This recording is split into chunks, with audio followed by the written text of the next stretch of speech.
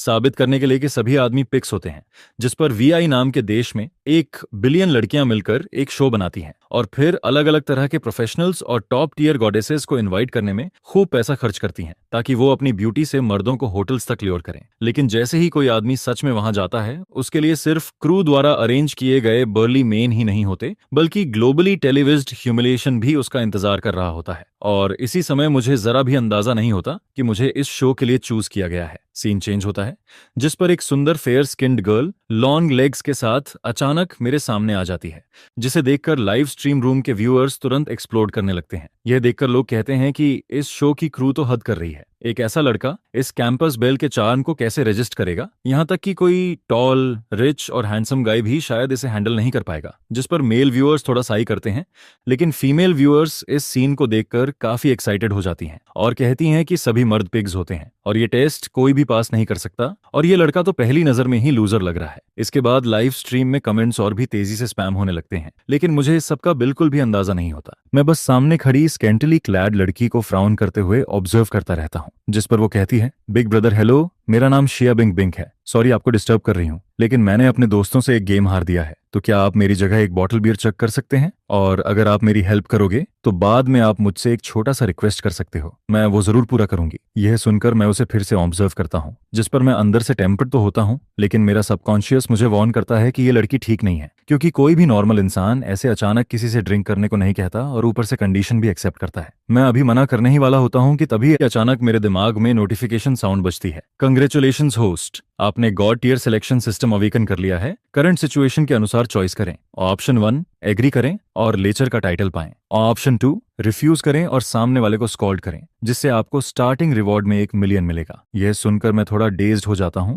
लेकिन मेरी shocked expression audience को ऐसा लगता है जैसे जोआजी किसी गॉडेस को देख रहा हो, जिस पर सभी को लगता है कि अब मैं मान जाऊंगा। लेकिन तभी मैं शिया बिंग बिंग को कोल्ड ग्लांस देता हूं और कामली कहता हूं, मुझे ड्रिंक करना नहीं आता, किसी और को ढूंढ लो। यह सुनते ही ऑडियंस पूरी तरह से ब्रेक डाउन कर जाती है। लोग हैरान हो जाते हैं कि उसने एक्चुअली मना कर दिया और कुछ कहते हैं कि ये हार्ड टू गेट खेल रहा है, जिसके दिल में अभी पिंक बबल्स चल रहे होंगे। जिस पर शिया बिंग बिंग का दिमाग ब्लैंक हो जाता है, क्योंकि वो बचपन से कैंपस बेल रही है जहां हर लड़का उसके पीछे रहता है, लेकिन आज उसे एक लूजर ने रिजेक्ट कर दिया होता है। हालांकि वो अंदर से काफी गुस्से में होती है, लेकिन फिर भी खुद को कंट्रोल करती है और इनोसेंट बनते हुए अपनी चेस्ट आगे करके मुझसे कहती है, बिग ब्रदर आप तो अभी ड्रिंक कर रहे थे, क्या आप जानबूझकर ऐसा कह रहे हो? इसके बाद वो पाउट करके पिटिफुल एक्सप्रेशन बनाती है, क्योंकि उसकी नजर में सारे लड़के उसके फॉलोअर्स होते हैं, जिन्हें बस थोड़ा स्वीट दे दो तो वो टेल वैग करने लगते हैं और उसे पूरा यकीन होता है कि कोई भी इस ट्रिक से बच नहीं सकता। लेकिन तभी मैं अपने हाथ की बियर कैन को सीधे पास के ट्रैश कैन में फेंक देता हूँ और शोल्डर्स श्रक कर देता हूँ, जिसे देखकर उसे तुरंत समझ आ जाता है कि कुछ गड़बड़ है। वो हमेशा मेल स्टूडेंट्स द्वारा पेडेस्टल पर रखी जाती थी, लेकिन आज पहली बार उसे ऐसा इंसल्ट फील होता है, जिस पर उसका गुस्सा बढ़ता है। लेकिन फिर भी वो खुद को रोकते हुए डेलिबरेटली रॉन्ग्ड बनकर कहती है, क्या आप मर्द भी हो? मैं एक लड़की हूँ, अगर कोई मुझे ड्रंक कर दे तो क्या आप कमजोर की प्रोटेक्शन नहीं करोगे? यह सुनकर मैं हंस पड़ता हूँ और कहता हूँ, तुम्हारा गेम हारना मुझसे क्या रिलेशन रखता है? और अगर मैं ड्रिंक नहीं करना चाहता तो क्या? और वैसे भी तुम ही वल्नरेबल हो, मुझे मोरल गिल्ट मत दो। यह सुनते ही शिया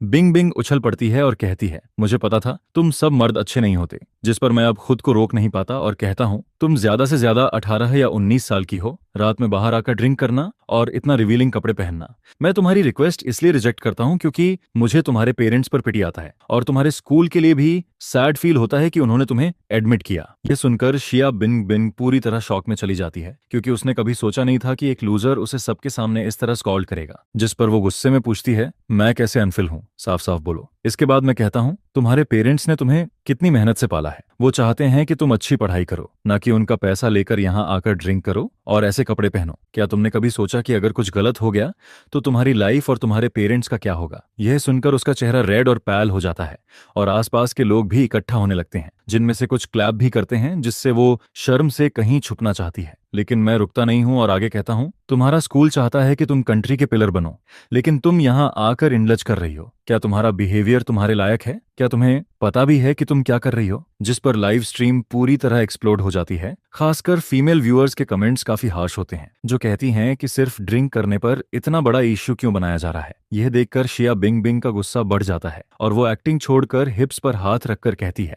वेकअप, चिंग डायनेस्टी बहुत पहले खत्म हो चुकी है। अगर मैं क्लास के बाद रिलैक्स कर रही हूँ तो क्या प्रॉब्लम है? तुम्हारे हिसाब से तो दुनिया के सारे ड्रिंक करने वाले लोग गलत हैं। जिस पर मैं कोल्ड लाफ करता हूं और कहता हूं, बार में ड्रिंक करने वाले सभी लोग गलत नहीं होते, लेकिन तुम एक यूनिवर्सिटी स्टूडेंट हो, रिवीलिंग कपड़े पहनकर ड्रिंक करना और चगिंग गेम्स खेलना क्या सही है? जब तुम मेरे पास आई थी तो मुझे लगा तुम अपना बॉडी सेल करने आई हो। यह सुनकर वो गुस्से से कांपने लगती है और कहती है, हर बार मेरे पेरेंट्स को बीच में मत लाओ। ये कौन सा एरा है? थोड़ा फॉरेन आइडियाज से सीखो। वहां लोग जो चाहे पहनते हैं। तुम्हारे जैसे लोगों की वजह से प्रोग्रेस रुकती है। यह सुनकर मैं आईब्रो रेज करता हूं और कहता हूं, मैं ज्यादा कुछ नहीं कहूंगा, लेकिन अगर तुम अपने फादर के सामने भी ऐसे चेस्ट पफ करके खड़ी हो सकती हो तो मुझे कोई प्रॉब्लम नहीं है। यह सुनते ही उसकी सारी बातें उसके गले में अटक जाती हैं और वो कुछ बोल नहीं पाती। उसका चेहरा फिर से रेड और पैल हो जाता है। इसी समय मेरी नजर थोड़ी दूर खड़े कुछ लोगों पर पड़ती है जो स्कूल सिक्योरिटी पेट्रोल होते हैं, जिस पर मैं उठता हूं और सीधे उनकी तरफ चलता हूं और कहता हूं, हेलो, मैं एक रिपोर्ट फाइल करना चाहता हूं। मैं तुरंत कहता हूं, मैंने अभी वहां एक लड़की देखी जो खुद को स्टूडेंट बताती है लेकिन काफी रिवीलिंग कपड़े पहन रखे हैं। जिस पर लीडर का एक्सप्रेशन तुरंत सीरियस हो जाता है और वो मुझसे सिचुएशन एक्सप्लेन करने को कहता है और फिर कहता है कि वेरीफाई होने के बाद उसे बिना दया के पनिश किया जाएगा। जिस पर मैं दूर खड़ी शिया बिंग बिंग की तरफ पॉइंट करता हूं और कहता हूं, वो वही है। एक यूनिवर्सिटी स्टूडेंट होकर उसे बिल्कुल भी शर्म नहीं है। यहाँ आकर लोगों के साथ चगिंग गेम्स खेलती है और मुझसे कहती है कि अगर मैं उसके लिए ड्रिंक करूं तो वो मेरी एक रिक्वेस्ट पूरी करेगी। ऐसी स्टूडेंट आपके स्कूल की मॉरलिटी को करप्ट कर रही है। आप इसे वापस ले जाकर प्रॉपरली री एजुकेट करें। ये सुनते ही शिया बिंग बिंग शॉक में आ जाती है। उसे बिल्कुल भी उम्मीद नहीं होती कि मैं ऐसा मूव करूंगा और लाइव स्ट्रीम के ऑडियंस भी पूरी तरह स्टैंडर्ड रह जाते हैं। जिस पर मेल व्यूअर्स जोर जोर से स्पैम करते हैं जेंडर रिवर्सल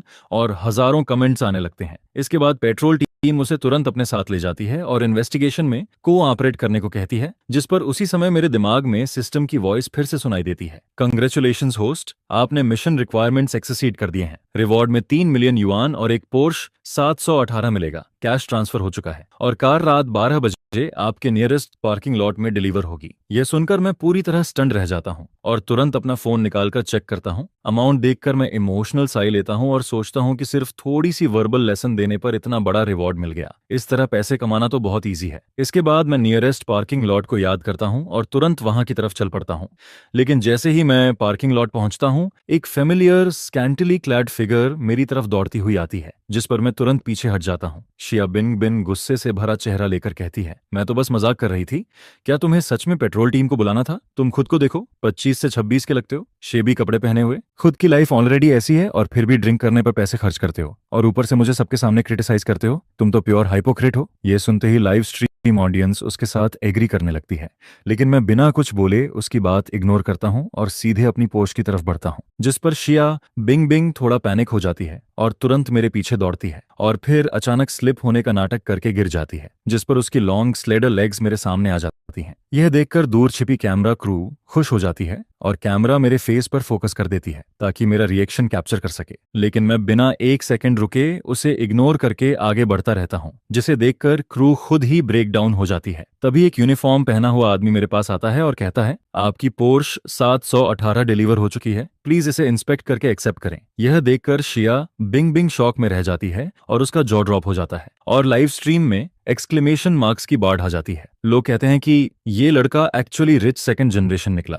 और उसका ड्रेसिंग स्टाइल काफी डाउन टू अर्थ है, और कुछ लोग तो ये भी कहने लगते हैं कि जो उसने पहले कहा वो सही लग रहा है। जिस पर शो की क्रू को भी सिचुएशन गलत लगने लगती है और वो तुरंत शिया बिन बिन को कहती है कि थोड़ा कंट्रोल रखे, कहीं ये यंग मास्टर नाराज ना हो जाए। इसके बाद शिया बिनिंग बिन खुद को काम करती है और तुरंत इनोसेंट बनकर कहती है, बिग ब्रदर, मैंने अभी सोचा और मुझे लगता है कि आप सही थे। आपने जो कहा वो मेरे लिए पॉजिटिव था, इसलिए मैं आपको अपोलोजाइज करने आई हूँ। लेकिन जब मैं उसे इग्नोर करता रहता हूँ तो वो तुरंत आगे बढ़कर मेरा हाथ पकड़ लेती है और टीयरी आइज के साथ कहती है, बिग ब्रदर, स्कूल बंद हो गया है, मेरे पास पैसे भी नहीं है, क्या आप मुझे रात के लिए रहने की जगह दिला सकते हो? आप इतने काइंड हो, आप मुझे अकेले बाहर नहीं छोड़ोगे ना, अगर मुझे कोई बैड पर्सन मिल गया तो? ये कहते हुए वो मेरा हाथ जेंटली शेक करती है, जिसे देखकर लाइव स्ट्रीम के मेल व्यूअर्स स्टंड रह जाते हैं और कहते हैं कि ऐसी सिचुएशन में कोई भी आदमी मना नहीं कर सकता। जिस पर मैं सबकॉन्शियसली उसकी बॉडी को ग्लैंस करता हूं और हल्की स्माइल के साथ कहता हूं, ठीक है, तुम यहीं वेट करो, मैं अभी आता हूं। ये सुनते ही शिया बिंग बिंग के चेहरे पर ट्रायम्फेंट स्माइल आ जाती है और वो सोचती है कि मैं फाइनली ट्रैप में फंस गया हूं, और फीमेल व्यूअर्स भी उसे जज करने लगती हैं। लेकिन थोड़ी देर बाद अंडरग्राउंड पार्किंग में फुटस्टेप्स की आवाज गूंजती है, जिस पर मैं वापस आता हूं और मेरे साथ वही सिक्योरिटी पेट्रोल टीम होती है, जिसे देखकर शिया बिन बिन वहीं फ्रीज हो जाती है और उसके अंदर अनईज भर जाता है। कैमरा क्रू भी कंफ्यूज्ड हो जाती है, लेकिन कैमरा कैमरा झूम करता रहता है एंड लाइव स्ट्रीम ऑडियंस भी पूरी तरह डेज्ड हो जाती है, जिस पर मैं पेट्रोल टीम के साथ उसके सामने खड़ा होकर कहता हूँ, यही स्टूडेंट है, इसने टैवर्न में मुझे हैरस किया और अब पार्किंग लॉट तक फॉलो किया और मुझसे बेड पर ले जाने की रिक्वेस्ट कर रही थी। इसकी डिसेंस का क्या हुआ? इसे स्ट्रिक्टली इन्वेस्टिगेट करें और प्रॉपरली री एडुकेट करें। ये स्टूडेंट लगती ही नहीं है। यह सुनते ही शिया बिंग बिंग बिजली गिरने जैसा शॉक फील करती है। उसकी आंखें पूरी तरह वाइड हो जाती हैं और वो डिसबिलीफ में सब देखती रह जाती है, जिस पर लाइव स्ट्रीम ऑडियंस फिर से एक्सप्लोड हो जाती है और लोग कहते हैं कि ये आदमी सच में इम्प्रेसिव है और कुछ लोग उसे लेजेंड तक कहने लगते हैं, जबकि सब शिया बिंग बिंग के चेहरे को देखते हैं जो अब ग्रीन और पैल होता जा रहा है, जिस पर लोग हैरानी से कहते हैं कि क्या वो सच में ये सोच रही थी कि ये उस पर मूव करेगा, और फिर यही रिजल्ट निकलता है, जिसे देखकर सब बोलते हैं कि अगर वो होते तो शर्म से कहीं छुप जाते या किसी दूसरे प्लैनेट पर जाकर रहने लगते। इस समय शिया बिंग बिंग भी सिचुएशन की सीरियसनेस समझने लगती है और उसका एक्सप्रेशन काफी अगली हो जाता है, जिस पर मैं फिर से बोलना शुरू करता हूँ। तुम एक स्टूडेंट हो, रात में रिवीलिंग कपड़े पहनकर बाहर ड्रिंक करने जाती हो, ऊपर से चगिंग गेम्स खेलती हो और अब एक अजनबी आदमी से कहती हो कि तुम्हारे पास रहने की जगह नहीं है। सच में कोई शर्म नहीं है तुम्हें? तुम्हारे जैसे लोगों की वजह से इनोसेंट लड़कियों पर भी गलत शक किया जाता है। क्या तुम्हें सेल्फ रिस्पेक्ट और सेल्फ लव का मतलब भी पता है? तुम्हारी सारी पढ़ाई क्या बेकार गई है? यह सुनकर पेट्रोल टीम के मेंबर्स भी अंदर से फ्राउन करने लगते हैं, क्योंकि अभी थोड़ी देर पहले ही उन्होंने उसे पब्लिक में पकड़ा था, जो ऑलरेडी स्कूल के लिए शर्म की बात थी, लेकिन उनके सुपीरियर के कॉल की वजह से उन्हें उसे छोड़ना पड़ा था, जिस पर लीडर और ज्यादा गुस्से में आ जाता है और खुद भी उसे स्कोल्ड करते हुए कहता है, एक स्टूडेंट को स्टूडेंट की तरह बिहेव करना चाहिए। तुम्हारे पेरेंट्स ने तुम्हें यहाँ पढ़ने भेजा है, ना कि बाहर घूमने और ये सब करने के लिए।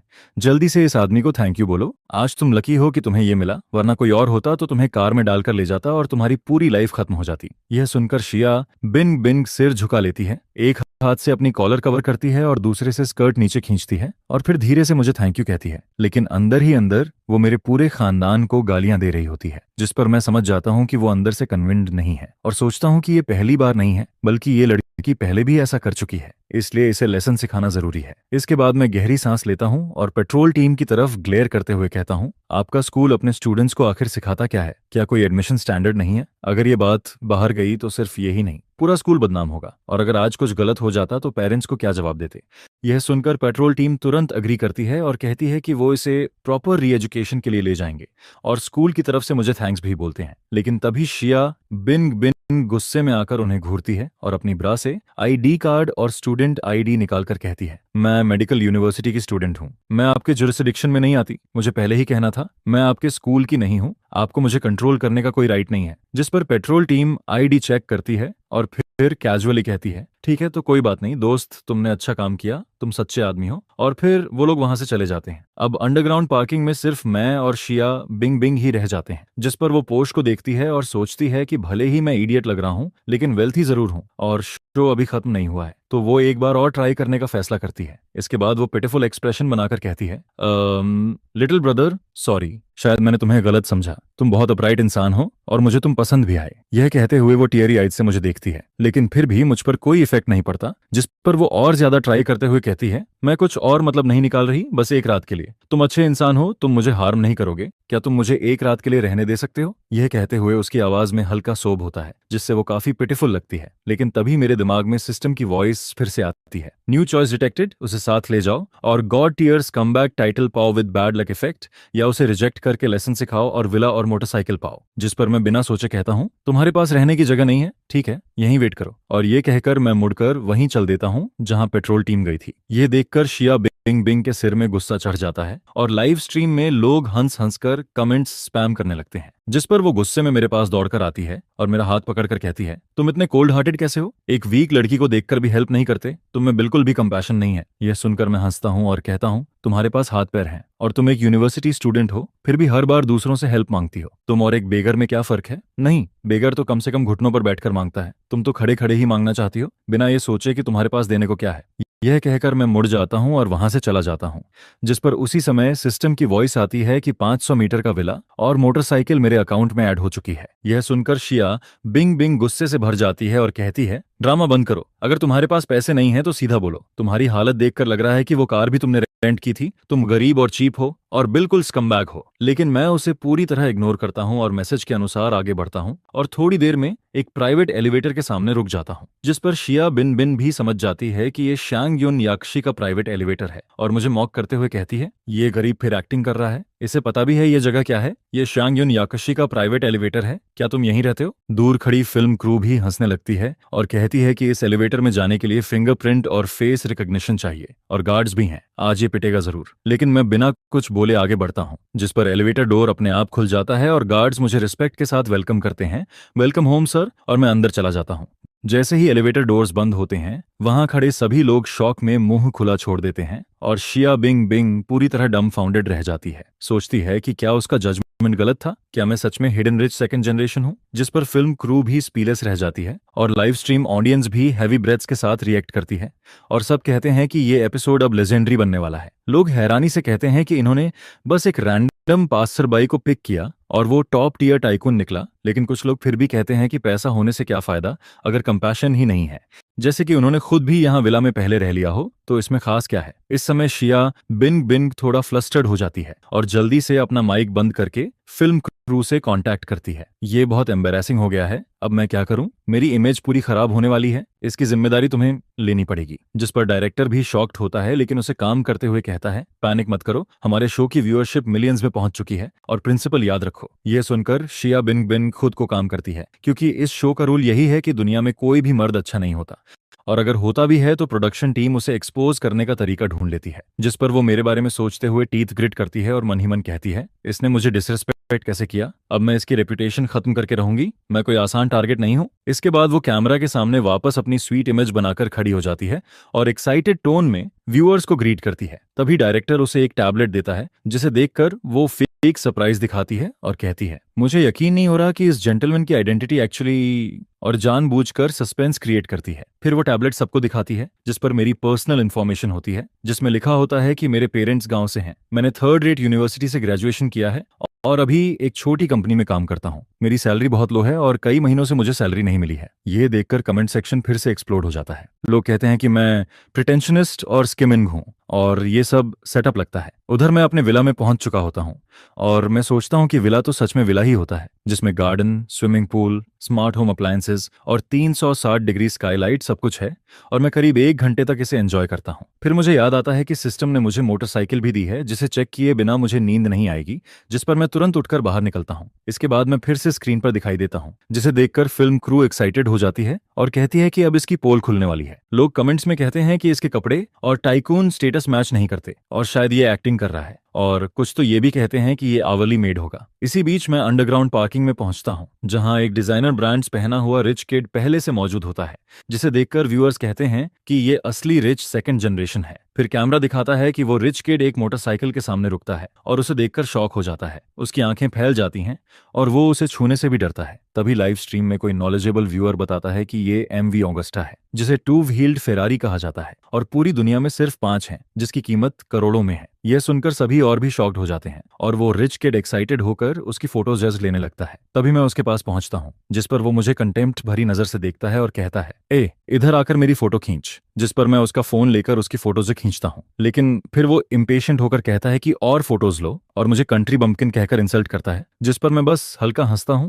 और उसकी फोटोज लेता रहता हूं। इसके बाद मैं उसे फोन वापस देता हूं और कैजुअली कहता हूं, मुझे बाहर जाना है, मैं वापस आऊंगा तब और फोटोज ले लेना, और अपनी पॉकेट से की निकालता हूं। यह देखकर रिच किड के प्यूपिल्स कॉन्ट्रैक्ट हो जाते हैं और वो पीछे हट जाता है, लेकिन उसकी नजर मुझसे नहीं हटती। लाइव स्ट्रीम में लोग फिर से स्पेकुलेट करने लगते हैं कि मैं ओवर एक्टिंग कर रहा हूं और खुद को एक्सपोज करने वाला हूं, लेकिन तभी मैं बाइक को बाहर निकालता हूं, की डालता हूं और इंजन स्टार्ट करता हूं, जिस पर हेडलाइट्स जल उठती हैं और इंजन की आवाज बीस्ट जैसी गूंजती है। यह देखकर रिच किड का एक्सप्रेशन पूरी तरह बदल जाता है और वो रिस्पेक्ट से मुझे देखने लगता है, यहां तक कि हल्का बॉम्ब भी करता है। ये सीन देखकर फिल्म क्रू और ऑडियंस दोनों शॉक में आ जाते हैं और लाइव स्ट्रीम की व्यूअरशिप तेजी से बढ़ जाती है। लोग कमेंट्स में मुझे बॉस और इम्प्रेसिव कहने लगते हैं और कुछ कहते हैं कि मैं शुरू से ही अपराइट था। इसके बाद रिच किड मेरे पास आता है और रिस्पेक्ट के साथ अपना बिजनेस कार्ड देता है, जिसे मैं कैजुअली पॉकेट में रखता हूँ और फिर बाइक लेकर वहां से निकल जाता हूँ। उसी समय शिया बिंग बिंग, जिसे क्रू ने ओवरटाइम के लिए बुलाया था, ये सब देख लेती है और शॉक में पड़ जाती है और खुद से कहती है कि ये बाइक बहुत एक्सपेंसिव है।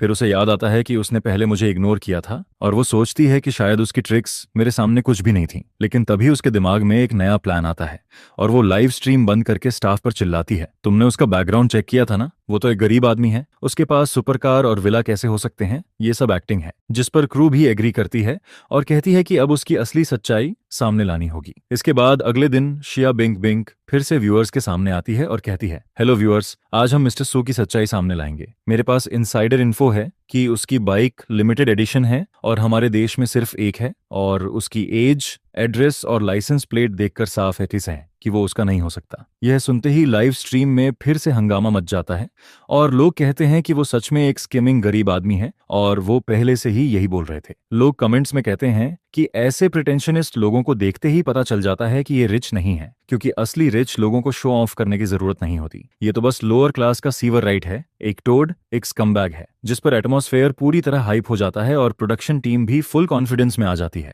और जानबूझकर एक्स्ट्रा कैमरा एंगल सेट करती है ताकि मेरा डिस्पिसिबल फेस कैप्चर कर सके। लेकिन मुझे इस सब का कोई अंदाजा नहीं होता। मैं अपनी रेंटेड अपार्टमेंट की तरफ तेज स्पीड में वापस जाता हूँ और सोचता हूँ कि 20 मिलियन की बाइक सच में अलग ही लेवल की है, यहाँ तक कि हवा भी पैसे जैसी फील हो रही है। जिस पर मेरा पुराना अपार्टमेंट कॉम्प्लेक्स दिखता है, जिसकी फैसिलिटीज काफी खराब होती हैं। ये देखकर ऑडियंस और भी कन्विंस्ड हो जाती है कि मैं सिर्फ गरीब आदमी हूं जो रिच होने का दिखावा कर रहा है, और नेटिजन्स खुशी से चीयर करने लगते हैं, जबकि शिया बिंग बिंग कंटेम्प्ट से आंखें रोल करती हैं। फिर वो कॉन्फिडेंटली कहती है,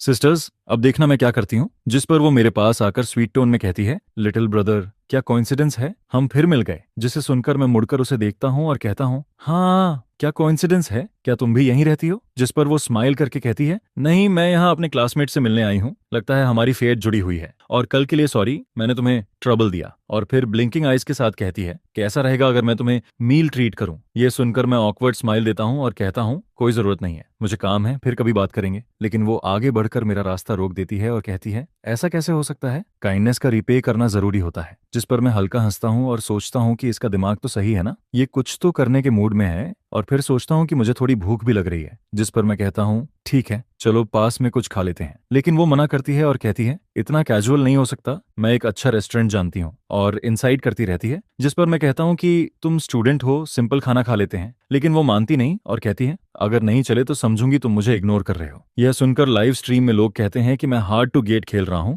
तभी मेरे दिमाग में सिस्टम की आवाज आती है, एग्री करो और लड़की से पे करवाओ, रिवॉर्ड 5 मिलियन मिलेगा, या रिजेक्ट करो और स्टिंगी शो ऑफ का टाइटल पाओ। जिस पर मैं कहता हूँ, ठीक है, अब मना करना मुश्किल है, चलते हैं। और फिर मैं उसे कार में बैठाकर एक फ्रेंच रेस्टोरेंट ले जाता हूँ, जिस पर वेटर मेन्यू लेकर आता है और शिया बिंग बिंग बिना मुझे देखे एक्सपेंसिव डिशेस ऑर्डर करने लगती है। एक साथ 10 से ज्यादा डिशेस और 87 वाइन भी ऑर्डर कर देती है और मेन्यू वापस दे देती है। यह देखकर मैं अंदर ही अंदर स्नीर करता हूँ और सोचता हूँ कि इतना खाना कैसे खत्म होगा। जिस पर वो स्वीट स्माइल के साथ कहती है कि पोर्शंस छोटे हैं और 2 लोगों के लिए इनफ है। इसके बाद खाना आता है और हम दोनों खाते हुए बातें करते हैं और कुछ देर में खाना खत्म हो जाता है। जिस पर वेटर बिल लेकर आता है और पूछता है कि पेमेंट कौन करेगा। तभी शिया बिंग बिंग कैजुअली मिरर निकालकर लिपस्टिक ठीक करने लगती है और मैं मुंह साफ करके उसकी तरफ इशारा करते हुए कहता हूँ, ये पे करेगी। यह सुनकर वो स्टंड रह जाती है और सोचती है कि क्या इस आदमी का दिमाग खराब है। जिस पर वो गहरी सांस लेकर कहती है, तुम आदमी हो, तुम्हें पे करना चाहिए। जिस पर मैं सीधा जवाब देता हूँ, तुमने ही ट्रीट करने को कहा था। यह सुनकर वो बिल देखती है और शॉक हो जाती है, क्योंकि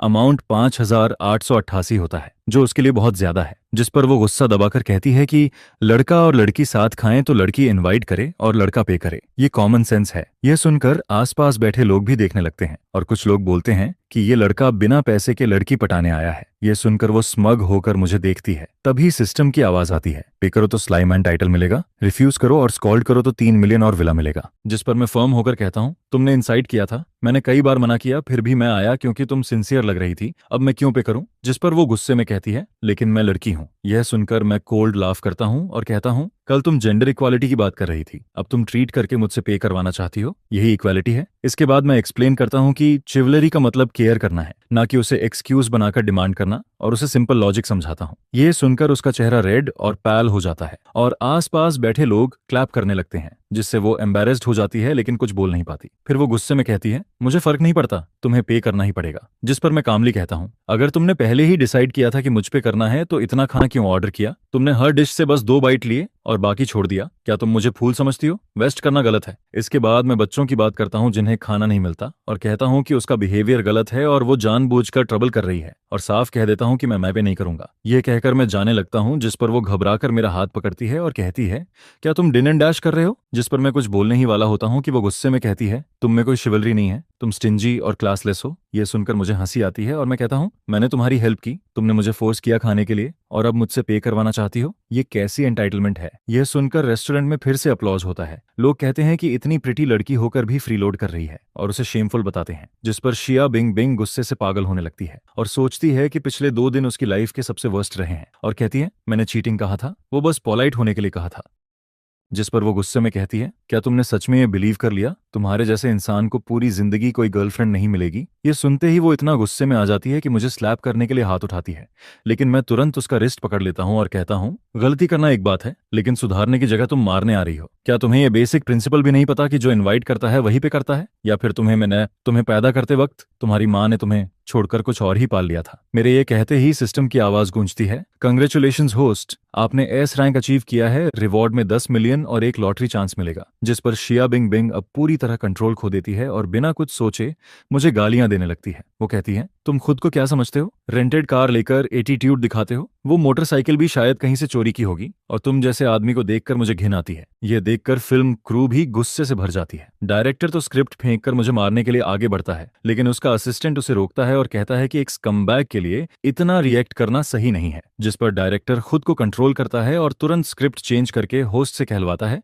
डियर व्यूअर्स, अब तक आप समझ गए होंगे कि मिस्टर सू कैसा इंसान है। फेक आइडेंटिटी, इलीगल व्हीकल और पब्लिक में लोगों को इंसल्ट करना, हम किसी अच्छे इंसान को गलत नहीं समझेंगे और किसी बुरे को छोड़ेंगे भी नहीं। थोड़ी देर में सच्चाई सामने आएगी। यह ब्रॉडकास्ट होते ही पूरे इंटरनेट पर डिबेट शुरू हो जाती है। लोग कहते हैं कि इसे पकड़ो, ये सभी मर्दों के लिए शर्म की बात है, और कुछ लोग तो रियल लाइफ में सबक सिखाने की बात करने लगते हैं। जिस पर शो के इफेक्ट के लिए डायरेक्टर मेरी सारी इन्फॉर्मेशन स्क्रीन पर डाल देता है, लेकिन तभी अचानक एक पॉपअप आता है, ऑनर ऑफ शांग्युन याक्शुआनविला सुफान, जिसे देखकर होस्ट शॉक में आ जाता है और कहता है कि ये कैसे पॉसिबल है। तभी एक स्टाफ दौड़कर आता है और कहता है, डायरेक्टर, हमने कार की इन्फो चेक की, ये सुफान को हेडक्वार्टर्स के सीईओ ने गिफ्ट की थी। ये सुनते ही डायरेक्टर का दिमाग ब्लैंक हो जाता है और वो बुदबुदाता है कि वो गरीब दिखने वाला आदमी एक्चुअली सुपर हिडन टाइकून है। ये देखकर रिकॉर्डिंग रूम के सभी लोग शॉक में आ जाते हैं और लाइव स्ट्रीम ऑडियंस भी स्टन्ड रह जाती है। लोग कहते हैं कि वो तो क्लाउन बन गए, और कुछ इसे इम्पॉसिबल बताते हैं। कुछ देर बाद प्रोडक्शन टीम अपनी गलती समझती है और तुरंत नैरेटिव बदलती है, और होस्ट कहता है कि अगर वो इतना रिच है तो इतना लोग की बिहेव क्यों करता है और अचानक गुस्सा क्यों होता है? जरूर इसके पीछे कोई सीक्रेट होगा। यह सुनकर फीमेल व्यूअर्स फिर से रिएक्ट करती हैं और कहती हैं कि अगर वो इतना रिच है तो मील के टाइम बिंग बिंग से पे क्यों करवाया, और उसे सेल्फिश और कैलकुलेटिंग कहती हैं। हालांकि दूसरी तरफ कई लोग कहते हैं कि मैंने कुछ गलत नहीं किया,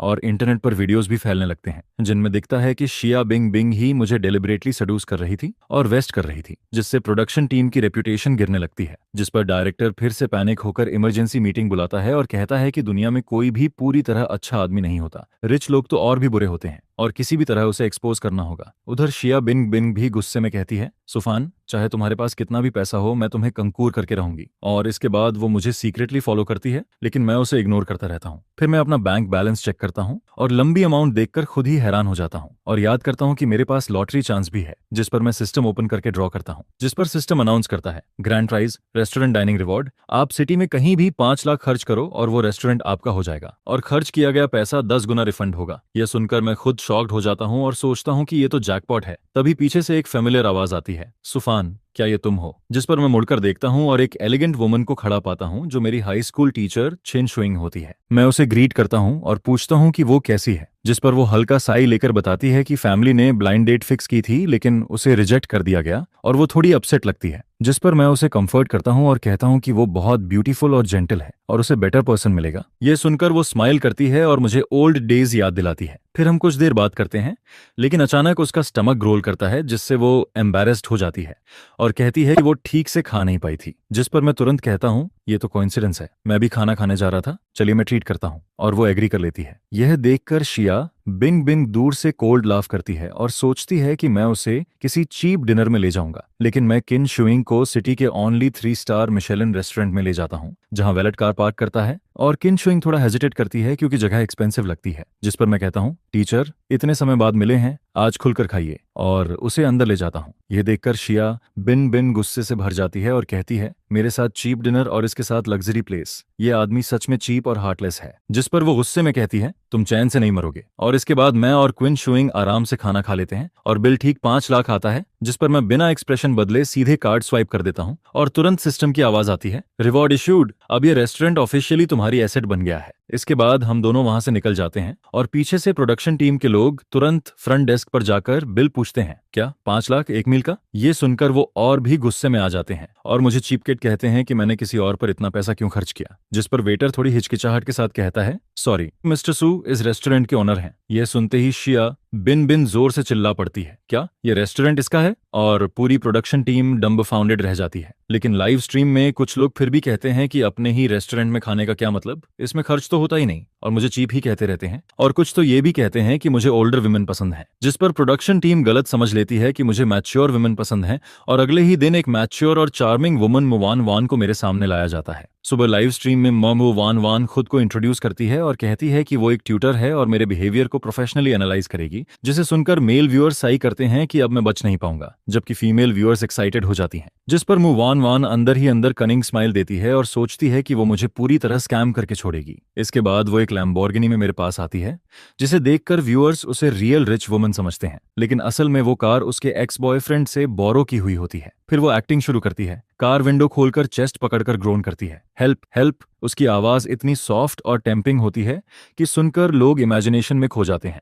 जिस पर मैं उसकी तरफ देखता हूं और नोटिस करता हूं कि वो पसीने से भीगी हुई है और थोड़ा सस्पिशियस लग रही है, लेकिन फिर भी हेल्प करने के लिए मैं उसके पास जाता हूं। लेकिन हेल्प करने की जगह मैं उसे अपना लेफ्ट ओवर फूड दे देता हूं और कहता हूं अगर बुरा ना मानो तो ये खा लो, शायद बेटर फील करो। यह देखकर लाइव स्ट्रीम में लोग हंसने लगते हैं कि मैंने एक ब्यूटी को लेफ्ट ओवर्स खाने को दे दिया। जिस पर मुंह वान वान के अंदर गुस्सा उबल रहा होता है, लेकिन वो बाहर से स्माइल करते हुए खाना खोलती है और फेक सरप्राइज दिखाती है और थोड़ा सा खाकर कहती है कि ये डिलीशियस है। मैं उसे और खाने को कहता हूँ, लेकिन वो मना कर देती है और डाइट का बहाना बनाती है। जिस पर मैं सिर हिलाकर जाने लगता हूँ, लेकिन वो तुरंत मुझे रोकती है और थैंक्स बोलते हुए कहती है आपकी कार भी अच्छी है, क्या आप गुआंगुन सुपरकार क्लब की गैदरिंग में चलना चाहेंगे। जिस पर मैं मना करता हूँ और कहता हूँ कि वो लोग बेसलेस रिच किड्स हैं, लेकिन वो इंसाइट करती है कि कनेक्शन जरूरी होते हैं। जिस पर मैं आखिरकार ज्वाइन कर लेता हूँ। मुझे पता नहीं होता कि ग्रुप के ज्यादातर लोग प्रोडक्शन टीम के अरेंज्ड होते हैं। इसके बाद मैं घर आकर आराम करता हूँ, तभी ग्रुप एक्टिव हो जाता है और मुवान वान मुझे टैग करके रेड एनवेलप भेजने को कहती है। जिस पर मैं कैजुअली 200 युआन भेज देता हूँ, लेकिन ग्रुप तुरंत एक्सप्लोड हो जाता है और लोग कहते हैं कि ये बहुत कम है और मुझे स्टिंगी कहकर ग्रुप से निकालने की बात करते हैं। मैं इग्नोर करता हूं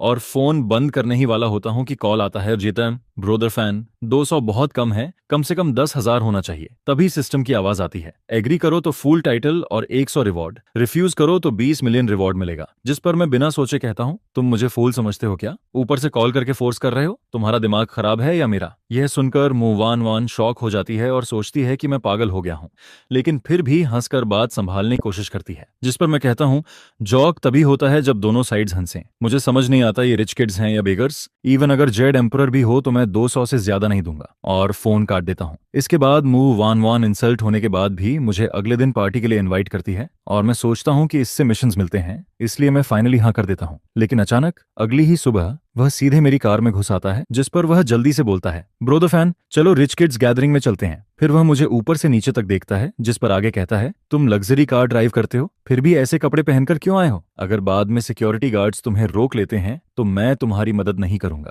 यह सुनकर मैं हल्की सी ठंडी हंसी हंसता हूं और फिर उसकी तरफ देखते हुए कहता हूं कपड़े क्या होते हैं, बस कुछ कपड़े के टुकड़े जो बॉडी को कवर करते हैं। क्या क्राउन पहन लेने से कोई प्रिंसेस बन जाता है और कसाया पहन लेने से बुद्ध बन जाता है। फिर मैं थोड़ा रुककर कहता हूं अगर वो लोग सिर्फ मेरे ड्रेसिंग की वजह से मेरे साथ एसोसिएट नहीं होना चाहते तो मुझे भी ऐसे रिच किड्स के साथ एसोसिएट होने की जरूरत नहीं है। जिस पर मुआन वान कुछ पल के लिए चुप रह जाती है, जैसे उसके पास कोई जवाब ही नहीं होता, और अंदर ही अंदर सोचती है कि इसके कपड़े तो एम्बैरेसिंग हैं ही, लेकिन इसका मुंह उससे भी ज्यादा शार्प है और ये आदमी सच में अलग लेवल का है। इसके बाद वह जबरदस्ती स्माइल करती है और काफी पॉलिटली मुझसे अपोलोगाइज करती है, जिस पर मैं अनिच्छा से उसके साथ क्लब की तरफ चल देता हूँ। फिर जैसे ही हम क्लब पहुंचते हैं, वहां लग्जरी कार्स की लाइन लगी होती है और पूरा डेकोर बहुत ही एक्सट्रावेगेंट दिख रहा होता है, जिस पर अंदर मौजूद लोग भी बहुत एलिगेंट तरीके से ड्रेस्ड होते हैं। और जैसे ही वो लोग बोलना शुरू करते हैं, उनकी बातें सीधे टेंस ऑफ बिलियंस के बिजनेस डील्स पर चल रही होती हैं। लेकिन न जाने क्यों मुझे उनके जेस्चर्स और एक्शंस थोड़ा अजीब और मिसमैच लगते हैं, जिस पर मैं सोच ही रहा होता हूं कि यहां से निकल जाऊं या नहीं। तभी ग्रुप लीडर ली वेई वेई अचानक खड़ा होता है और बोलता है, मुझे याद है हमारे क्लब का एक रूल है कि नए मेंबर को सबको ट्रीट देना पड़ता है। वह अपनी बात पूरी करता उससे पहले ही कोई और बीच में बोल पड़ता है, राइट राइट, सही कहा, ऐसा रूल तो है। फिर वह आगे कहता है, न्यूकमर को शैंगडुआन में ट्रीट देना होगा,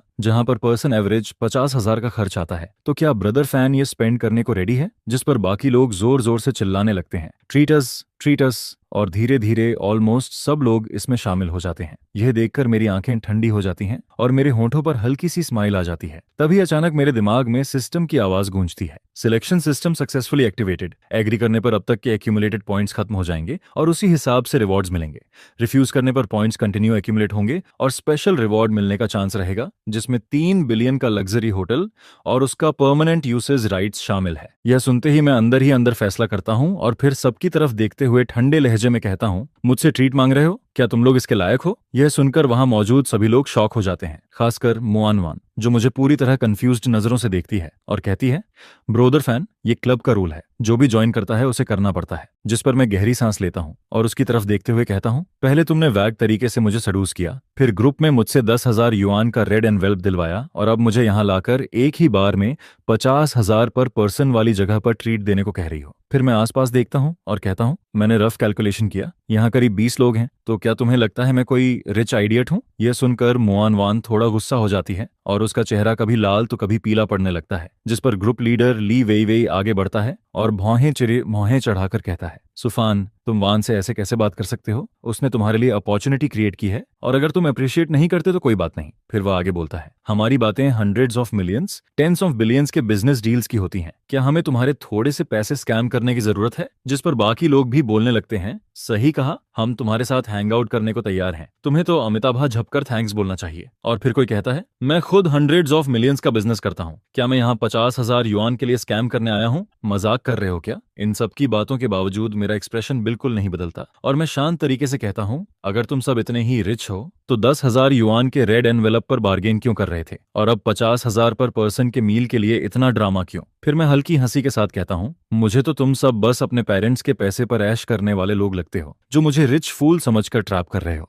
क्या तुम्हें लगता है मैं ये सब नहीं समझ सकता? तुम लोग सच में स्कम हो, शेमलेस फ्लाइज जो सिर्फ पैसे के पीछे भाग रहे हैं। यह कहकर मैं मुड़ता हूँ और वहां से निकल जाता हूँ, जिस पर मेरी ये बातें वहां मौजूद सभी लोगों के गुस्से को भड़का देती हैं और वो चिल्लाने लगते हैं, गरीब और कंजूस, फिर भी दिखावा करता है, इसे छोड़ना मत। जिसके बाद मुआन वान बहुत एम्बैरेस्ड फील करती है और जल्दी जल्दी मेरे पीछे भागती है। लेकिन जैसे ही वह डोर खोलती है, सामने एक फेमिलियर पर्सन खड़ा दिखता है और वह कोई और नहीं बल्कि लिन चेन होता है, जिसने मुझे पहले शांग युन याशी में बिजनेस कार्ड दिया था और वह ग्वांग लुन क्लब का रियल मेंबर भी होता है। उसे देखते ही वहां मौजूद सभी लोग चौंक जाते हैं और तुरंत उसे रिस्पेक्ट देने लगते हैं। यंग मास्टर लिन चेन, आपका यहाँ आना हमारे लिए ऑनर है, प्लीज अंदर आइए। फिर कोई और बोलता है, ब्रोदर लिन, यहाँ बैठिए, अगर खाना पसंद ना आए तो तुरंत बदल देंगे। लेकिन लिन चेन इन सबको इग्नोर करता है और सीधे मेरी तरफ आता है, जिस पर वह रिस्पेक्टफुली कहता है, ब्रोदर फैन, इन्हें माइंड मत करो, मैं आपको ऊपर ले चलता हूँ, हमारा गुआंग लून क्लब भी यहीं गैदरिंग कर रहा है। उसका एटीट्यूड देखकर मैं मान जाता हूँ और उसके साथ ऊपर चला जाता हूँ। फिर जैसे ही हम टॉप फ्लोर पर पहुंचते हैं, वह जगह बिल्कुल अलग दुनिया जैसी लगती है, जहां गार्डन्स, लॉन्स, हेलीपैड और स्विम सूट्स में ब्यूटीफुल गर्ल सर्विस दे रही होती हैं और वहां मौजूद लोग बहुत लो की लेकिन नोबल ऑरा के साथ बातें कर रहे होते हैं, जिसे देखकर साफ समझ आता है कि ये ही असली रिच लोग हैं। जिस पर लिन चेन मुस्कुराते हुए सबको इंट्रोड्यूस करता है, ये है मिस्टर सू, जिनके बारे में मैंने बताया था और ये मेरे सेम विला कॉम्प्लेक्स में रहते हैं। नीचे पार्किंग में जो एमवी ऑगुस्टा है वो इनकी है। यह सुनते ही सभी लोग चौंक जाते हैं और कोई कहता है, अभी नीचे मैं सोच रहा था कि काश उस कार के ओनर से मिल पाता, और यहाँ तो उनसे मुलाकात हो गई। फिर कोई और एक्साइटेड होकर कहता है, अगर पता होता आप आ रहे हैं तो मैं अपनी खराब कार लेकर नहीं आता। वो एमवी ऑगुस्टा तो मेरा ड्रीम है, अगर एक राइड मिल जाए तो मैं खुशी से सो भी नहीं पाऊंगा। यह सुनकर मैं हल्की स्माइल देता हूँ और कहता हूँ, अरे नहीं, ये तो बस मेरी लक है, आप सबसे मिलना मेरे लिए ऑनर है। और जहां तक उस एमवी ऑगस्टा की बात है, वो तो एक स्मॉल इलेक्ट्रिक स्कूटर जितनी कंफर्टेबल भी नहीं है। अगर आपको पसंद है तो कुछ दिन के लिए ले जाकर चला सकते हैं। यह कहकर मैं कैजुअली की टेबल पर रख देता हूँ, जिस पर सभी लोग तुरंत हाथ हिलाते हैं और कहते हैं, नहीं नहीं, हम इतनी हिम्मत नहीं करेंगे, ऐसी चीज को देख लेना ही काफी है, हम इसके लायक नहीं हैं। फिर कोई कहता है, ब्रदर फैन सच में बहुत जनरस हैं, अगर ये की मेरी होती तो मैं किसी को छूने भी नहीं देता। इसके बाद सभी लोग साथ में हंसते बोलते हैं और माहौल काफी फ्रेंडली हो जाता है, जिस पर मैं भी जल्दी से उनके साथ घुल मिल जाता हूँ। फिर लिन चेन प्रपोज करता है कि सब कॉन्टैक्ट एक्सचेंज करें और मुझे ग्रुप में ऐड कर लिया जाता है, जिस पर सभी एग्री करते हैं। जैसे ही मैं ग्रुप ज्वाइन करता हूँ, जो मेंबर्स आज नहीं आ पाए थे वो भी नोटिस करते हैं और कहते हैं, ओह नया मेंबर आया है, सिंसियरिटी दिखाने के लिए रेड एनवेलप भेजो। फिर मैसेजेस आते हैं, न्यूकमर रेड एनवेलप्स रिसीव करने के लिए रेडी हो जाओ। और देखते ही देखते ग्रुप में लगातार रेड एनवेलप्स आने लगते हैं, जिस पर मैं कैजुअली एक टैप करता हूँ और अनएक्सपेक्टेडली मुझे 1000 युआन मिलते हैं। और जब मैं ध्यान से देखता हूँ तो टोटल अमाउंट 20,000 होता है और कुछ ही मिनटों में मैं सिर्फ रेड एनवेलप्स से 1 लाख युआन तक रिसीव कर लेता हूँ, जिस पर मैं हैरान रह जाता हूँ और सोचता हूँ, क्या यही असली रिच होना होता है। ये देखकर लिन चेन हंसता है और समझाता है, जब कोई नया मेंबर ग्रुप में आता है तो पुराने मेंबर्स उसे रेड एनवेलप्स भेजते हैं, ये हमारे क्लब का रूल है, अब से हम सब दोस्त हैं, फॉर्मल होने की जरूरत नहीं है। जिस पर सभी जोर से हंसते हैं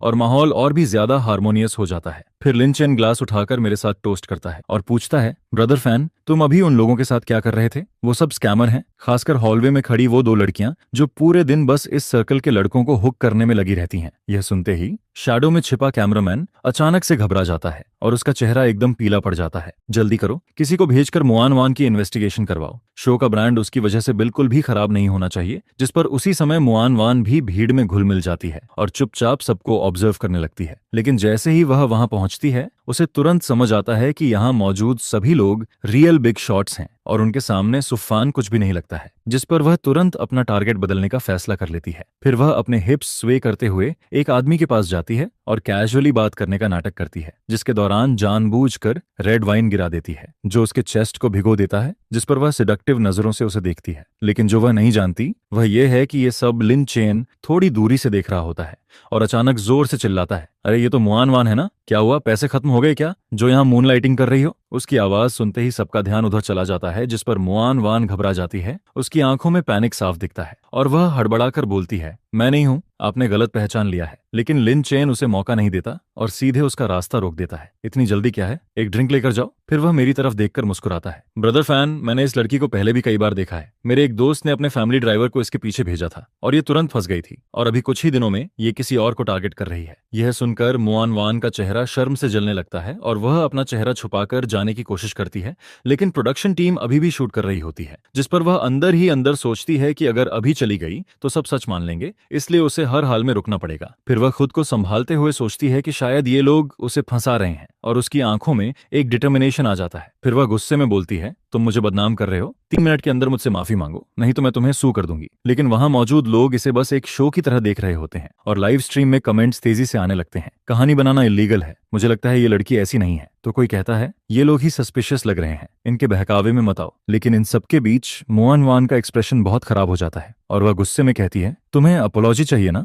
मैं अभी पुलिस को कॉल करती हूँ, बस इंतजार करो। जिस पर लिन चेन हाथ उठाकर कहता है, जरूरत नहीं, तुम्हें प्रूफ चाहिए ना, और फिर वह अपना फोन निकालकर कॉल करता है, शाओजिंग ऊपर आओ। कुछ ही देर में एलिवेटर से डींग की आवाज आती है और एक सूट पहने आदमी बाहर आता है, जिसे देखते ही मुआन वान का चेहरा एकदम पीला पड़ जाता है, क्योंकि वह सच में वही ड्राइवर होता है। लिन चेन स्मर्क करता है और शाओ जेंग से पूछता है, क्या तुम इसे जानते हो? जिस पर वह तुरंत जवाब देता है, हाँ मैं इसे अच्छी तरह जानता हूँ, इसके इनर थाई पर मोल है। ये सुनते ही लाइव स्ट्रीम में लोग शॉक हो जाते हैं और कमेंट्स फ्लड होने लगते हैं, ये तो सच निकला, जो लोग इसे फेक कह रहे थे अब कहाँ गए, ये तो हंसी से मार डालेगा, इतनी गोल्ड डिगिंग भी कोई करता है क्या? वहीं दूसरी तरफ मुआन वन शर्म और गुस्से से जल रही होती है और सोचती है कि दूसरों द्वारा ट्रिक होना एक बात है, लेकिन अब उसे खुद को संभालना होगा। फिर वह कहती है, तुम लोग जैसे भी हो, मैं मानती हूँ कि पैसों की वजह से मुझसे गलती हुई, लेकिन अगर मैं अपनी गलती सुधार लूं तो मैं अभी भी एक अच्छी लड़की हूँ। तभी सिस्टम की आवाज आती है, सिलेक्शन सिस्टम सक्सेसफुली एक्टिवेटेड। अगर तुम इसके शब्दों से एग्री करते हो तो 1 मिलियन डिडक्ट होगा, अगर डिसएग्री करके इसे लेक्चर देते हो तो 10 मिलियन रिवॉर्ड मिलेगा। यह सुनकर मैं उसकी तरफ देखता हूँ और उसकी एरोगेंट एटीट्यूड पर हंसने का मन करता है। फिर मैं ठंडे लहजे में कहता हूँ, अच्छी लड़कियों का नाम खराब मत करो। रियल अच्छी लड़कियां तुम्हारी तरह नहीं होती, जो एक पल इसको फ्लर्ट करती हैं और दूसरे पल किसी और को। अगर तुम्हें कोई बीमारी नहीं है तो ठीक है, लेकिन अगर है तो तुम सोसाइटी को नुकसान पहुंचा रही हो, ये समझती हो? यह सुनते ही लाइव स्ट्रीम में लोग भड़क जाते हैं और कमेंट्स आने लगते हैं, ये आदमी पागल है क्या? वो बस थोड़ा ज्यादा लोगों को पसंद करती है, इसमें इतना क्या? ये तो घिनौना है, ये रिच किड्स भी कुछ अच्छे नहीं लगते। वहीं कुछ लोग सपोर्ट में भी बोलते हैं, ट्रिगर हो गया क्या? तुम लकी हो कि पुलिस नहीं बुलाई गई,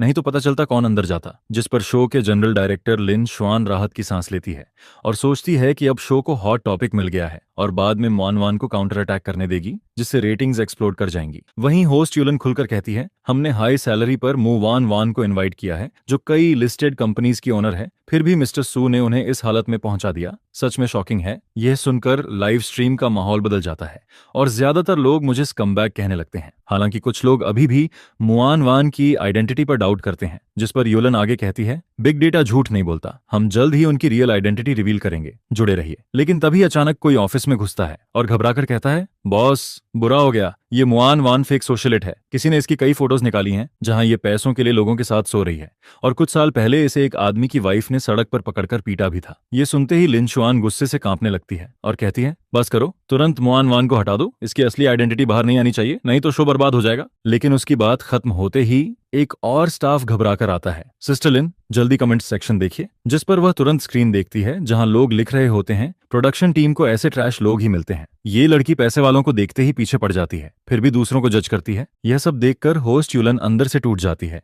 लेकिन फिर भी खुद को संभाल कर बोलती है, डियर व्यूअर्स, हमने अभी मुआन वान की आइडेंटिटी वेरीफाई की है और कुछ इनकंसिस्टेंसीज पाई हैं। हमारी टीम तुरंत इसे रिरेक्ट करेगी, हम सिंसियरली अपोलोगाइज करते हैं। यह कहकर वह 90 डिग्री झुक जाती है, जिस पर मुआन वान की सच्चाई सामने आते ही वह पूरी तरह टूट जाती है और चुपचाप वहां से निकल जाती है। इसके बाद मैं रिच किड्स के साथ गोल्फ कोर्स की तरफ जाता हूं, जहां पहुंचकर लिन चेन अपने कुछ और फ्रेंड्स को बुलाता है और जैसे ही वे मेरी एमवी ऑगस्टा देखते हैं, वे एक्साइटेड हो जाते हैं और तुरंत फोटोज लेकर अपने मोमेंट्स पर डाल देते हैं, जिस पर पूरे सर्कल में बात फैल जाती है। और जैसे ही लोगों को पता चलता है कि कार ओनर गोल्फ कोर्स पर है, वे अपने सारे प्लान्स कैंसिल करके यहाँ आने लगते हैं और देखते ही देखते वहां 100 से ज्यादा लोग इकट्ठा हो जाते हैं जो मुझसे मिलना चाहते हैं। यह देखकर लिन चेन भी थोड़ा ऑकवर्ड फील करता है, जिस पर मैं सिचुएशन को देखकर कहता हूँ, यहाँ बहुत भीड़ हो गई है, चलो मेरे प्लेस चलते हैं। ये सुनकर लिन चेन थोड़ा हेजिटेट करता है, इतने सारे लोग हैं, शायद कन्वीनियंट नहीं होगा। जिस पर मैं हल्का स्मर्क करता हूँ और कहता हूँ, तुम क्या सोच रहे हो, मैं अपने प्राइवेट गोल्फ कोर्स की बात कर रहा हूँ। यह सुनते ही सब लोग चौंक जाते हैं और थोड़े क्यूरियस भी हो जाते हैं। वहीं लाइव स्ट्रीम में लोग फिर से कमेंट्स करने लगते हैं, ये फिर शो ऑफ कर रहा है, इस बार जरूर बेइज्जती होगी।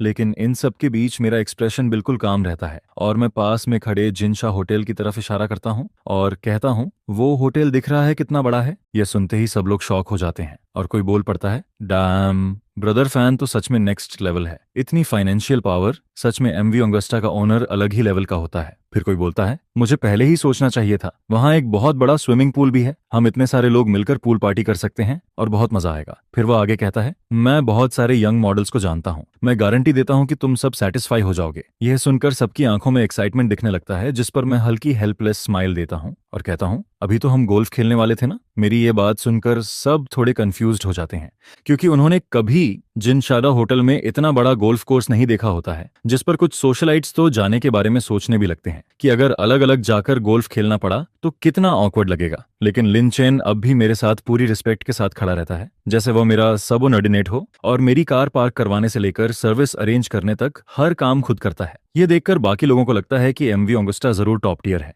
लेकिन इतना भी नहीं कि कोई इस तरह बिहेव करे, जिस पर लाइव स्ट्रीम में भी लोग कमेंट्स करने लगते हैं, ये सुफान सच में एक्टिंग कर रहा है, इसने रियल रिच यंग मास्टर को भी फूल कर दिया। इसके बाद मैं सबको ग्रीट करता हूँ और सीधे सुपर वीआईपी एलिवेटर की तरफ जाता हूँ। फिर फिंगरप्रिंट मशीन पर अपना फिंगर रखता हूँ, जिसके तुरंत बाद रोबोटिक फीमेल वॉइस गूंजती है, identification successful, wishing you a soaring journey. यह सुनते ही सब लोग शॉक हो जाते हैं और कोई बोलता है, क्या ये हमें ऊपर प्राइवेट स्काई गोल्फ कोर्स में ले जाने वाला है? फिर सबके चेहरे पर डिसबिलीफ आ जाता है। जिनशा होटल का प्राइवेट स्काई गोल्फ कोर्स पूरे हेयन में कौन नहीं जानता। वहां वही लोग जा सकते हैं जिनकी वर्थ टेंस ऑफ बिलियंस में होती है। ये देखकर लाइव स्ट्रीम में लोग फिर से स्पैम करने लगते हैं, ये रिच किड नहीं, ये तो मेरा डैडी है। अब अगर किसी ने ब्रदर फैन के खिलाफ कुछ कहा तो देख लेना, क्या ये होटल सच में इसका है? उधर कुछ लोग डाउट करते हैं, ये सब बहुत फेक लग रहा है, जैसे शो स्क्रिप्टेड हो। एक नॉर्मल इंसान के पास इतना सब कैसे हो सकता है? जिस पर जनरल डायरेक्टर लिनवान भी गहरी सोच में पड़ जाती है, क्योंकि सुफान की फाइल बार बार चेक करने पर भी उसे वही ऑर्डिनरी स्टेटस दिखता है, लेकिन उसके पास इतना सब होना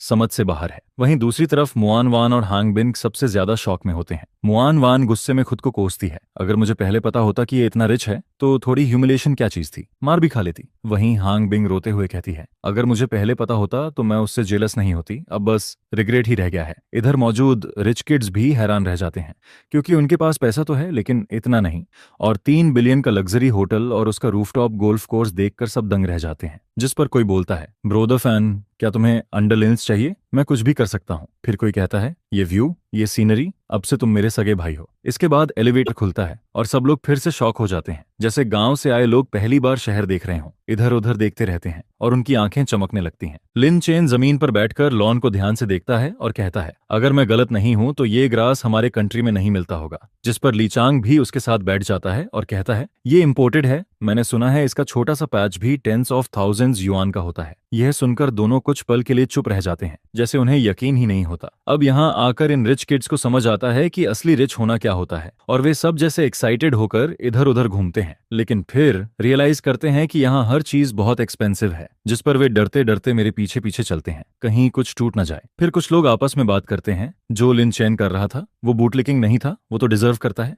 और कुछ लोग तो उससे भी बेहतर सर्व करने की बात करते हैं। अगर सर्व करना है तो हमें करने दो, इस मामले में हम सबसे आगे हैं। यह सुनकर सबके अंदर कंपटीशन जैसा माहौल बन जाता है और सब लिन चेन को घूरने लगते हैं। वहीं मैं खुद भी पहली बार इतना शॉकिंग सीन देख रहा होता हूँ, लेकिन सबकी रिस्पेक्ट और एडमिरेशन देखकर मेरे अंदर सिर्फ एक ही फीलिंग आती है, ऑनेस्म।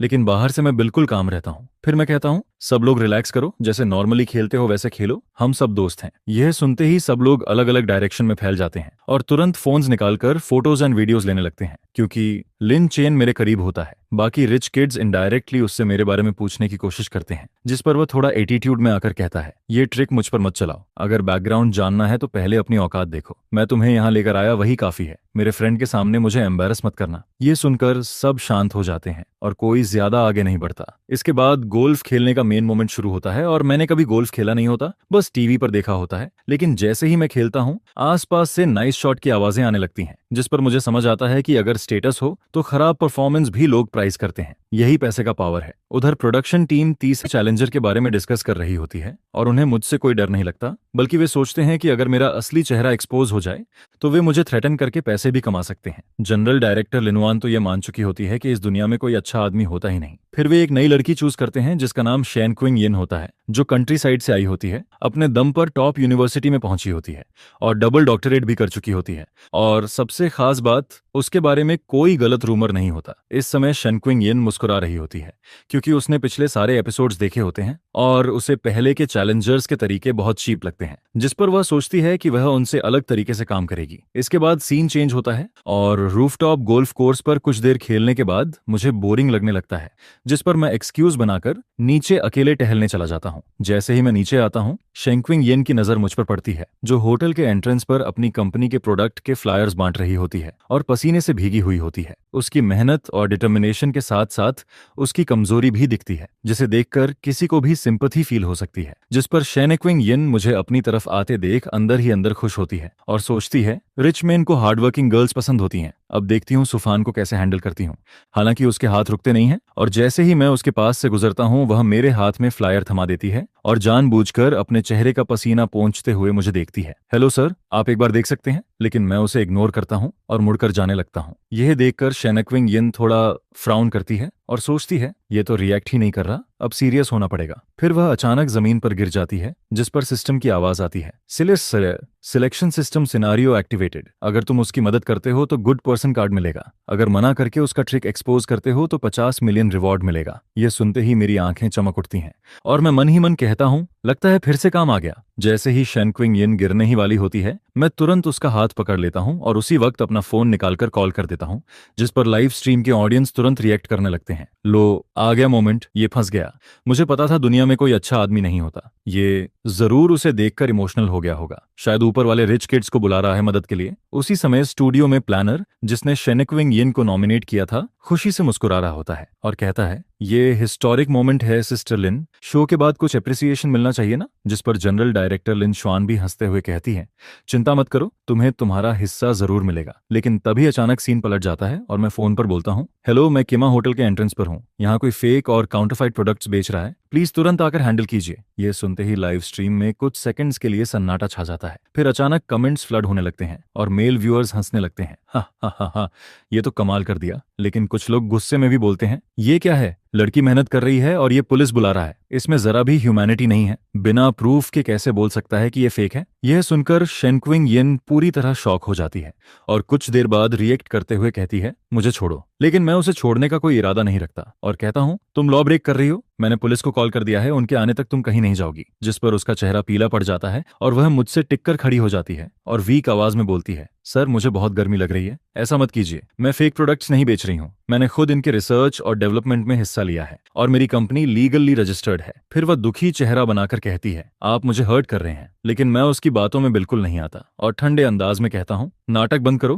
पुलिस आएगी तो सब क्लियर हो जाएगा। और अगर फेक नहीं भी है तो होटल के बाहर कॉस्मेटिक्स के नाम पर फ्लायर्स बांटना भी सस्पिशियस है। कौन जानता है तुम असल में क्या बेच रही हो। यह सुनकर शेनक्विंग यिन चौंक जाती है और कहती है, ऐसा नहीं है, मेरे प्रोडक्ट्स स्टैंडर्ड्स पर खरे उतरते हैं, आप चाहें तो टेस्ट करवा सकते हैं। तभी पुलिस आ जाती है क्योंकि ये एरिया की पेट्रोल जोन होता है और मैं उन्हें इशारा करके कहता हूँ यही है। लेकिन शेनक्विंग यिन काम रहती है और पुलिस से कहती है, ऑफिसर मैं सिर्फ कॉस्मेटिक्स प्रमोट कर रही हूँ, ये मेरी बिजनेस लाइसेंस की फोटो है, मेरी कंपनी नई है इसलिए हम प्रोडक्ट्स लॉस में बेच रहे हैं, बस थोड़ा रेपुटेशन बनाना चाहते हैं। यह सुनकर मैं फिर कहता हूँ, इतने सस्ते प्रोडक्ट्स की क्वालिटी डाउटफुल है और यहाँ रहने वाली विमेन को इनकी जरूरत भी नहीं होगी, मुझे लगता है ये कुछ और ही कर रही है। जिस पर पुलिस ऑफिसर सीरियस होकर कहता है, हम इस मैटर को वेरीफाई करेंगे, लेकिन अब से तुम यहाँ फ्लायर्स डिस्ट्रीब्यूट नहीं करोगी। और फिर मेरी तरफ देखकर कहता है, प्रॉब्लम रिपोर्ट करना हर सिटीजन का ड्यूटी है, इसे जारी रखिए। मैं मुस्कुराकर सिर हिला देता हूँ। जैसे ही पुलिस जाती है मुझे सिस्टम से रिवॉर्ड मिल जाता है और अकाउंट में पैसे आते देख मैं अंदर ही अंदर खुश हो जाता हूँ। वहीं शेनक्विंग यिन उदास होकर खड़ी रहती है और कहती है, सर मुझे शायद हीट स्ट्रोक हो गया है, मेरे शरीर में बिल्कुल ताकत नहीं है, क्या आप मुझे थोड़ी छांव में बैठा सकते हैं। मैं जवाब देने ही वाला होता हूँ कि सिस्टम फिर एक्टिवेट हो जाता है।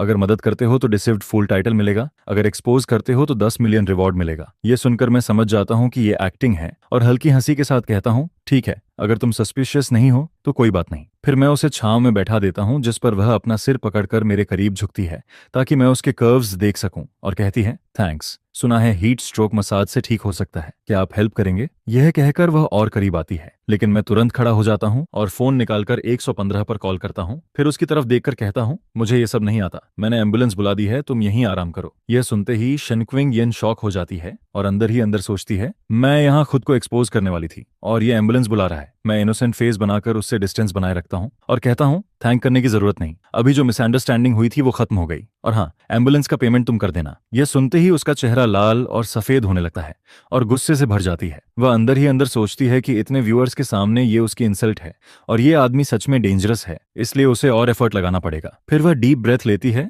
और अपनी आंखों में आंसू लाकर रोने लगती है। सर मेरे सारे पैसे स्टार्टअप में लग गए हैं, मेरे पास अभी एम्बुलेंस देने के लिए पैसे नहीं है। फिर वह रोते हुए अपनी कहानी बताने लगती है, मैं एक लड़की हूँ, फैमिली की जरूरतों के लिए मुझे खुद बिजनेस शुरू करना पड़ा। मैं रोज देर रात तक काम करती हूँ, सुबह जल्दी उठती हूँ, इतना काम करती हूँ कि थक कर टूट जाती हूँ, बेस्ट प्रोडक्ट बनाने की कोशिश करती हूँ और सस्ता बेचती हूँ, इसलिए मेरे पास पैसे नहीं बचते। उसकी आवाज कांप रही होती है और उसका शरीर हल्का हल्का कांप रहा होता है, लेकिन मैं उसे बिना ज्यादा रिएक्शन दिए देखता रहता हूँ। यह देखकर वह और जोर से रोने लगती है, सर क्या आप मेरी मदद कर सकते हैं। तभी सिस्टम फिर एक्टिवेट होता है। अगर मदद करते हो तो स्ट्रॉन्गेस्ट डिसिव्ड फुल टाइटल मिलेगा और फाइनेंशियल लॉस होगा। अगर मना करके उसकी साइकोलॉजिकल डिफेंस तोड़ते हो तो 80 मिलियन रिवॉर्ड मिलेगा और एस रैंक पर एक्स्ट्रा रिवॉर्ड मिलेगा। यह सुनकर मैं मुस्कुराता हूँ और सोचता हूँ कि अगर सिस्टम नहीं होता तो शायद मैं उसकी एक्टिंग समझ ही नहीं पाता। फिर उसकी तरफ देखते हुए ठंडी हंसी हंसता हूँ और कहता हूँ, हीरो बनने का नाटक मत करो, जैसे पूरी दुनिया तुम्हारे खिलाफ है। हर वक्त मैं लड़की हूँ बोलती रहती हो, तो क्या हुआ अगर तुम लड़की हो। इस दुनिया में सिर्फ लड़के ही नहीं, लड़कियां भी हैं, इसमें खास क्या है। हर कोई पैसे कमाना चाहता है और तुम सिंपैथी लेकर कुछ हासिल करना चाहती हो।